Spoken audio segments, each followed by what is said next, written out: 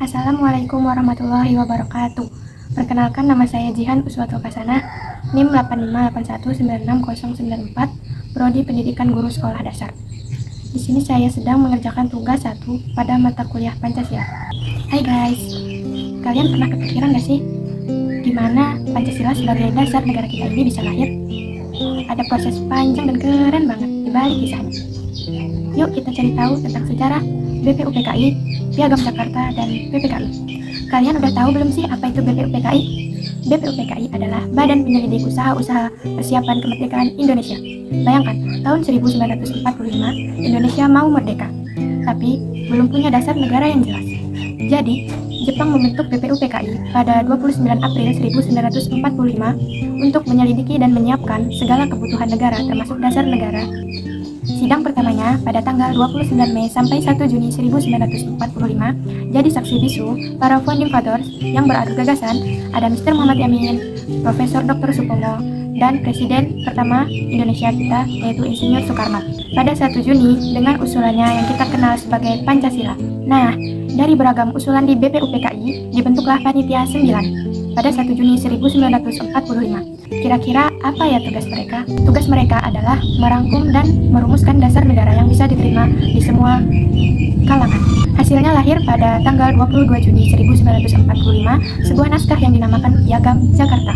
Ini adalah rancangan awal pembukaan Undang-Undang 1945. Isi di dalamnya sudah mirip dengan Pancasila yang kita kenal, tetapi ada satu poin yang masih menjadi perdebatan, yaitu berbunyi ketuhanan dengan kewajiban menjalankan syariat Islam bagi pemeluk-pemeluknya. Nah, perjalanan belum usai.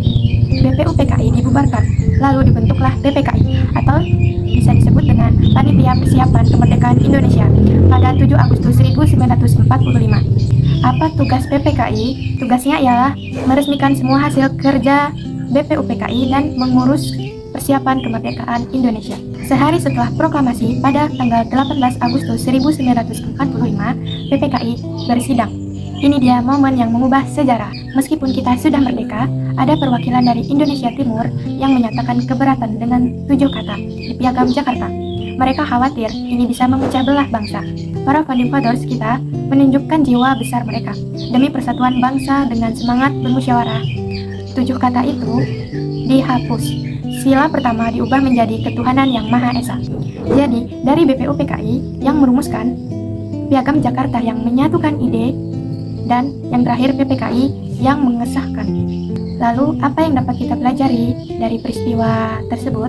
Pancasila bukan hanya sekedar teks, tapi ia adalah hasil dari musyawarah, toleransi, dan semangat persatuan yang luar biasa dari para pendiri bangsa kita. Jadi, pembelajaran yang dapat kita ambil dari peristiwa ini itu sangat relevan banget dengan kita, generasi-generasi muda, Gen Z, di tengah perbedaan pendapat di era media sosial yang serba cepat. Yuk, kita contoh semangat para pendiri bangsa, seperti berdiskusi, bukan memecah belah, mengutamakan persatuan di atas segalanya. Pancasila dari kita, untuk Indonesia. Saya akhiri penjelasan dari saya tentang perjalanan lahirnya Pancasila. Saya ucapkan terima kasih. Wassalamualaikum warahmatullahi wabarakatuh.